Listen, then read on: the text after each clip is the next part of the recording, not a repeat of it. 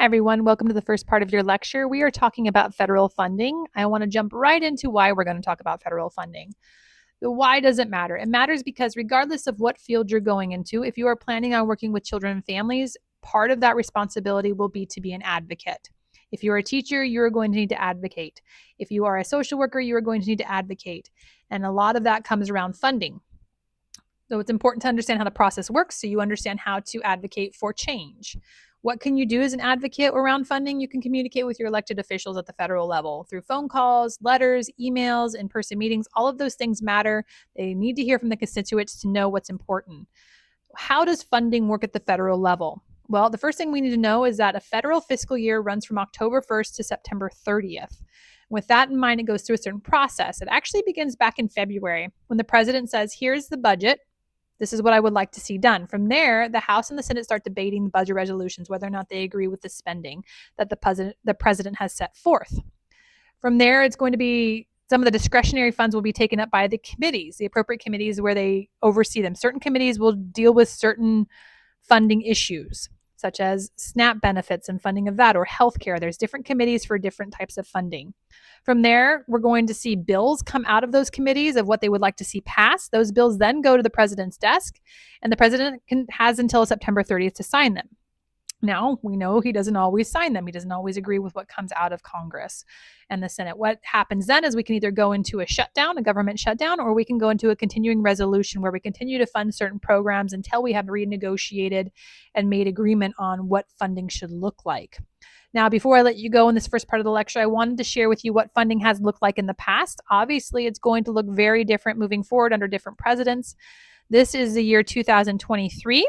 So keeping in mind that Biden was president during that time, the funding is going to be quite different. We are going to take a look at, first off, what I want to show you is the federal spending. We can see that we're paying 28% of our total budget on discretionary spending in 2023. 62 of it is going to mandatory spending. 10% is going to interest on our debt. All right, I'm going to go ahead and launch this so you can take a look at actually how each of these features breaks down. Okay, we're going to go ahead and look at expenditures and federal expenditures. I'm going to go down here to the bottom to total discretionary. We can see that when we look at the discretionary funds, so things that kind of are not mandatory, we can have some movement around where we're funding things. 53% of the budget is going to non-defense items, so things around healthcare and food and maybe infrastructure, things of that nature, whereas defense is getting 47% of the budget. 47% of 1.7 trillion is a lot of money. I don't know the math at this point in time, but you're welcome to break it down. I bet you might be surprised by how many billions of dollars it actually is. We can even go a little bit further and look at how it breaks down for things that are not defense items. So in 2023, we can see that natural resources environment got 5%, community and region development got 4%, administration and justice got 8% of the budget, transportation got 13%, health got 11%, education, training, employment, social services, all of those pieces got 14%. It's kind of interesting just to see where the values lay, where we're willing to fund things.